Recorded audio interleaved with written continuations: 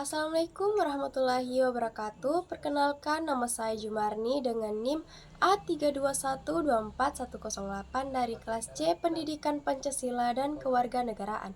Di sini saya akan menjelaskan secara singkat mengenai hukum tata negara, mata kuliah pengantar hukum Indonesia dengan dosen pengampu. Dengan hormat saya sebut namanya Dr. Hasdin SPD MPD. Nah, yang pertama-tama yang akan saya jelaskan yaitu pengertian hukum tata negara. Hukum tata negara adalah ketentuan hukum yang mengatur mengenai bagaimana susunan organisasi negara akan ditetapkan.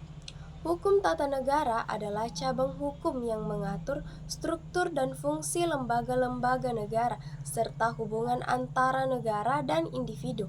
Ini mencangkup prinsip-prinsip dasar yang mengatur pemerintahan dan menjamin hak-hak serta kebebasan substantif warga negara.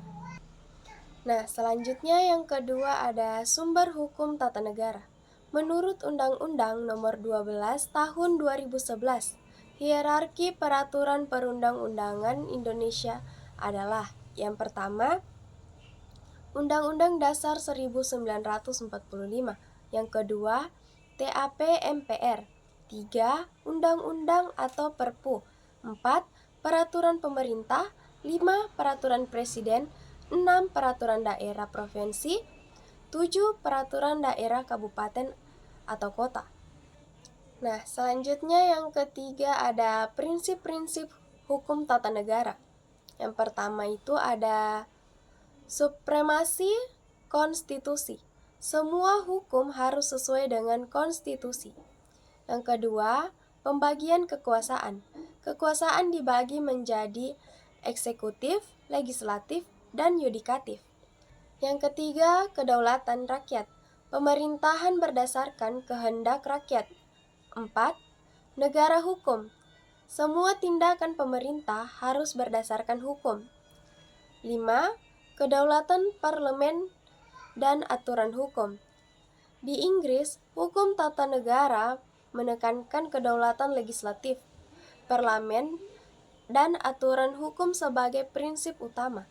Ini juga mencangkup kekuatan mengikat dan konvensi-konvensi yang tidak tertulis.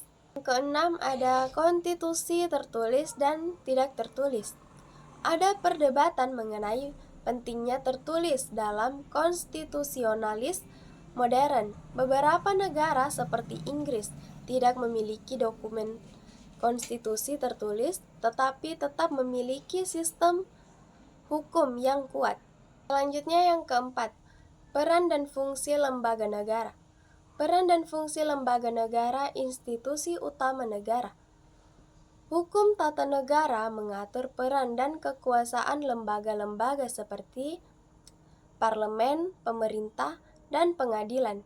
Ini juga mencakup hubungan antara lembaga-lembaga ini dan individu. Pengawasan dan pengaturan kekuasaan.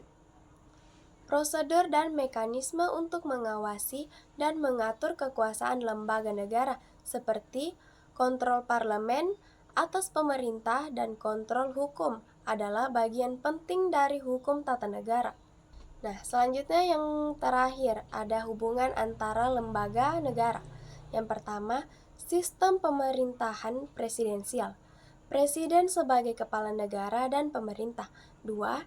Check and balance. Lembaga negara saling mengawasi untuk menghindari penyalahgunaan kekuasaan. Yang ketiga, peran Mahkamah Konstitusi.